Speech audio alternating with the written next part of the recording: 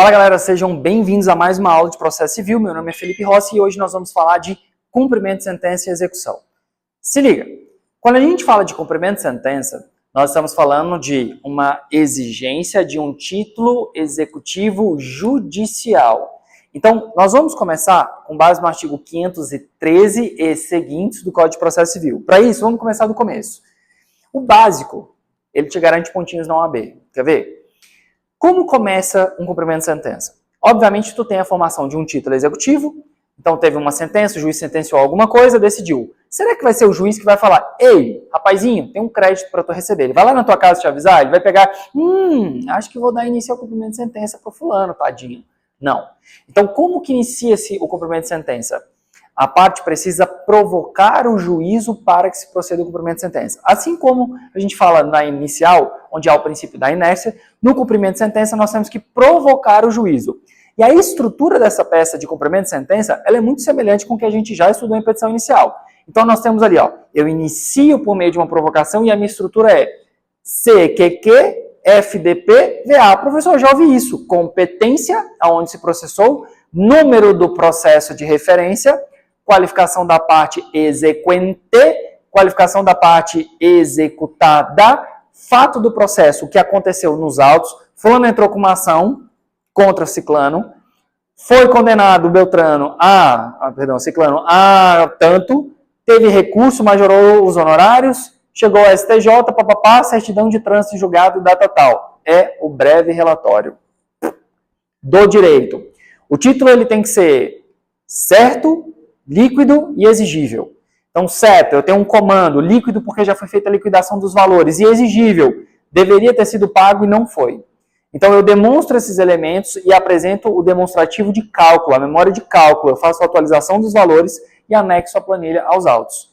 Pedidos, eu vou falar que eu quero que a parte seja intimada para o pagamento voluntário no prazo de 15 dias, se ela assim não fizer, que recaia multa e honorários. Caso não se proceda com o pagamento voluntário, você já pede desde logo que se proceda com os mecanismos de constrição patrimonial. Sisbajude, Renajude, Infoseg e dentre os vários outros que a gente pode utilizar. Sniper, IRDF, então, Sensec, várias coisas que você vai poder utilizar para poder fazer a satisfação do seu crédito. Beleza? Valor do cumprimento de sentença. E lembra, se tem valor, tem que pagar o quê? Custas. Só, mas meu cliente é beneficiário da gratuidade de justiça. Pede a gratuidade de justiça. Valor, data, assinatura, beijos, e aí tu tens o seu cumprimento de sentença, beleza? Como então se inicia? Eu tenho aqui o cumprimento de sentença, o magistrado recebe, ele verifica os elementos do cumprimento de sentença, determina a intimação, prazo de 15 dias para pagamento voluntário. Não foi pago, aí então eu tenho o início do prazo para impugnação. Nesse período de impugnação, vai recair 10% de multa mais 10% de honorários. Show de bola? Beleza. A intimação do devedor, se ele tem advogado, vai ser por diário de justiça eletrônico. Nesse caso, o advogado vai receber. Lembra, a gente já falou de sinsalo. Como começa a contagem do prazo? Disponibiliza num dia, publica no outro, começa a contar no primeiro dia útil seguinte. Então, disponibilizou hoje. Hoje é quarta-feira. Hoje foi disponibilizado, publica na quinta-feira, na sexta-feira inicia o meu prazo. Então, sempre no primeiro dia útil seguinte. Tranquilos? Disponibiliza hoje, publica no primeiro dia útil seguinte. Depois da publicação, inicia o primeiro dia útil seguinte a contagem do prazo. Show? Se for por parte patrocinada pela Defensoria Pública ou sem advogado, será expedido um AR, uma carta com aviso de recebimento. Bem, sem advogado é óbvio, porque a parte não tem advogado, então vai ter que ir para o domicílio dela. Agora, se for para o assistido, né? Então, quem ali a Defensoria Pública está representando, é só tu lembrar. Vai ser o defensor público que vai pagar? É óbvio que não, vai ser a parte. Então vai ser expedida uma carta com aviso de recebimento. Show de bola?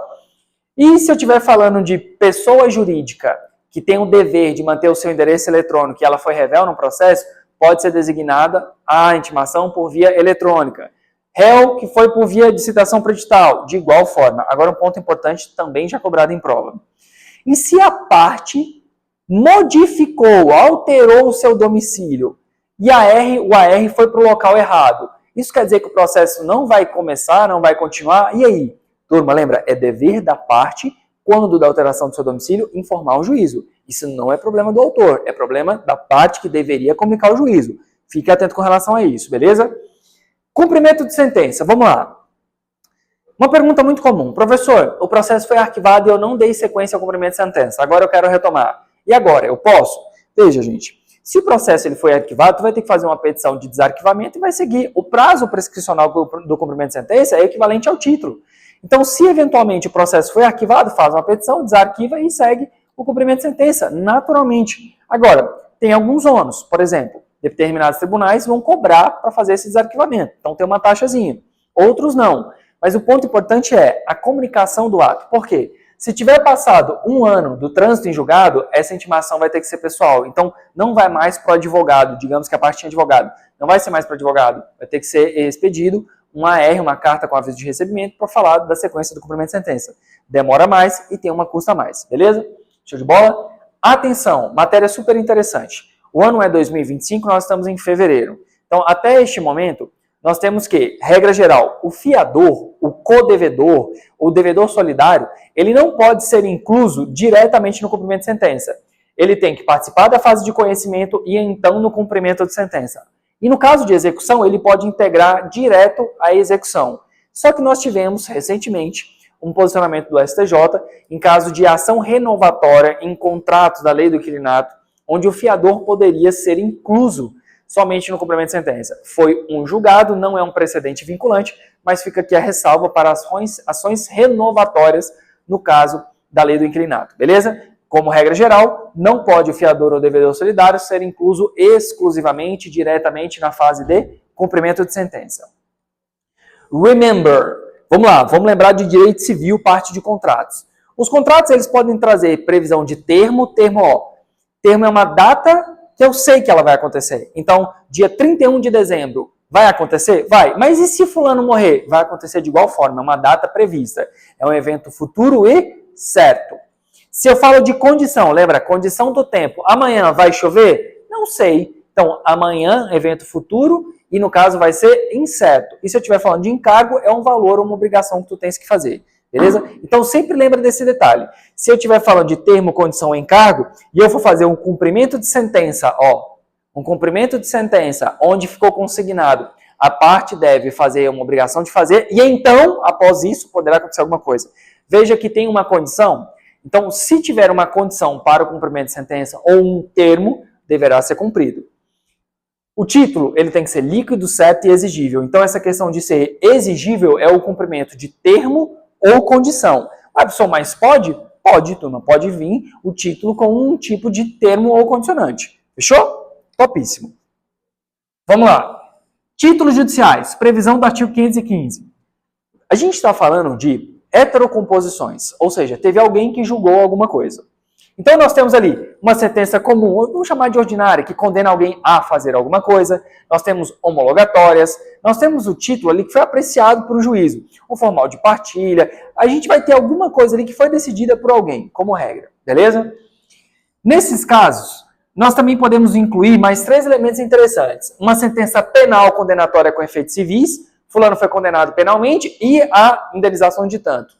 Uma sentença arbitral, que é um título executivo judicial, e uma sentença estrangeira. Veja, penal, ela se procedeu no juízo criminal. Então é óbvio que para eu poder cobrar ela, não vai ser no juízo criminal. Eu vou ter que levar para o juízo civil competente.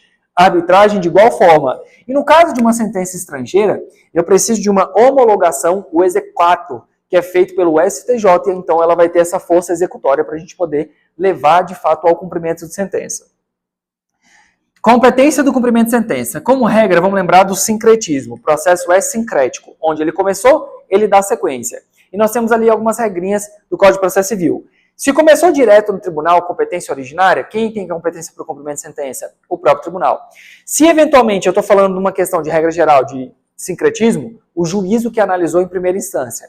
E eu ainda tenho, assim, a seguinte hipótese. Quando eu estiver falando de sentença estrangeira, penal, arbitral ou marítimo, eu vou colocar isso daqui no juízo civil competente. Domicílio do réu, do local onde estão os bens ou onde a obrigação vai ser cumprida. Lembrando da alteração de 2024 sobre o artigo 63, sobre o fórum de conveniência. Eu não posso colocar um foro aleatório. Domicílio do autor, domicílio do réu ou do local da prestação do serviço.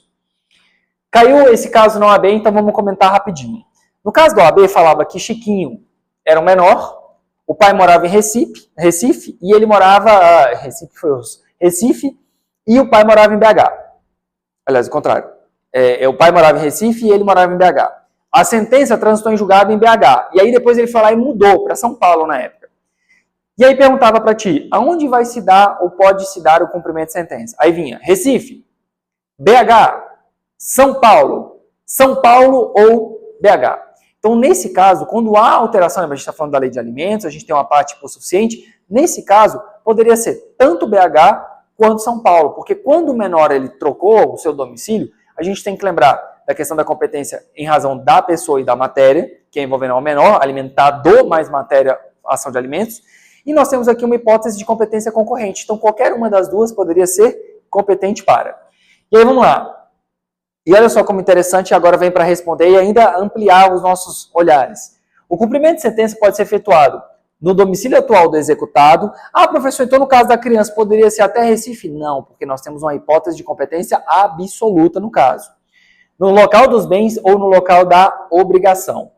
Cuidado, prática. Se eu vou levar o meu cumprimento de sentença para um local diverso do originário, eu tenho que levar a cópia dos autos. Minimamente o quê? Petição inicial, procuração, citação, exercício da defesa, sentença, certidão de trânsito em julgado. Minimamente. Não vá tu achar que o juiz vai abrir lá o PJE e vai buscar o processo. Não vai acontecer. Vai ser intimado para eventualmente trazer a íntegra dos documentos. Tranquilo?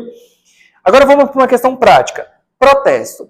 Veja, eu posso pegar uma sentença e levar para o cartório e protestar, deixar lá o nome do cara, ó, no vermelho para eventualmente ele ter um BO?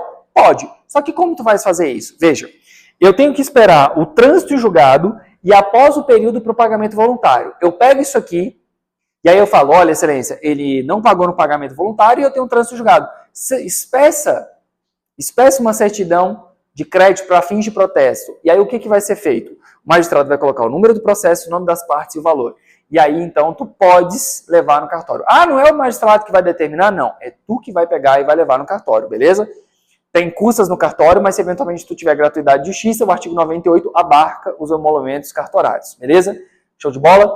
Então tu consegue isenção. Só que lembra do seguinte, levou no cartório, todos os atos que você faz sobre o protesto, essas comunicações, tu tem que informar em juízo. Por quê? O devedor ele tem que ter ciência do que aquilo aconteceu, porque ele pode pagar. Se ele pagar, o próprio juízo vai expedir um ofício no prazo de 3 dias para que seja removido esse protesto, beleza? Então veja, sempre tem que comunicar. É uma tese defensiva de um protesto indevido, inclusive, passível de indenização se for feito de forma errada. E aí, para encerrar esse momento de hoje, cumprimento provisório. Veja, o cumprimento provisório eu estou exigindo aquele título antes do trânsito em julgado. Pode, professor? Pode, mas existem algumas regras. Por exemplo, se a parte está discutindo ainda e esse recurso não é dotado de efeito suspensivo, beleza. Quer dizer que, olha, eu ganhei na primeira instância, esse recurso de apelação, ele tem efeito suspensivo, mas não está em apelação, já está em recurso especial para o STJ. Não foi conferido efeito suspensivo para o recurso especial? Beleza, posso entrar com cumprimento provisório. Show de bola. Se eu falo de cumprimento provisório, eu tenho que tomar cuidado. Por quê? Colocamos aqui pontos de atenção. O risco de quem faz o cumprimento provisório é de quem intenta a ação. Então, se tu fez um cumprimento provisório, ele vai ser distribuído por dependência, ele vai ganhar um númerozinho próprio. Se eventualmente mudar o julgado e tu causar um prejuízo, tu vai ter que ser responsabilizado. Se mudou parcialmente o entendimento, nesse caso aquilo que não mudou continua e aquilo que mudou cai fora. Se eu estiver falando de cumprimento provisório, eu tenho que lembrar que eu vou buscar a exigibilidade daquele título, mas o magistrado não vai sair deferindo, não, pode levantar, vamos penhorar aqui 500 mil, 50 mil, 70 mil e segue o baile negativo. Veja bem, se tiver algum ato expropriatório, para que haja o levantamento ou uma obrigação de fazer, tu tem que caucionar. Ficando dispensado em quais hipóteses? Quando versar sobre ação de natureza alimentar ou demonstrar que o credor está passando necessidade ou ainda uma última hipótese que é recorrentemente sonegada pelos colegas, que é aquele título ele tiver fundado em entendimento precedente que vai trazer essa sensação de vinculação. Exemplo, incidente de resolução de demanda repetitiva, recursos repetitivos, súmula do STJ e súmula do STF. Beleza? Ah, uma sensação por quê, professor? Porque ela vai dar maior segurança àquele título consubstanciado. Então vai dar essa impressão. Se fosse um precedente vinculante, a exemplo de uma súmula vinculante, não tinha papo. O incidente de resolução de demanda repetitiva e o recurso repetitivo já tem essa cogência, esse imperativo. A súmula ela tem que demonstrar exatamente como o caso. Então vamos falar nesse momento sobre essa questão da maior segurança para de fato eu poder exigir de forma provisória. Beleza? Então encerramos por aqui, até a próxima.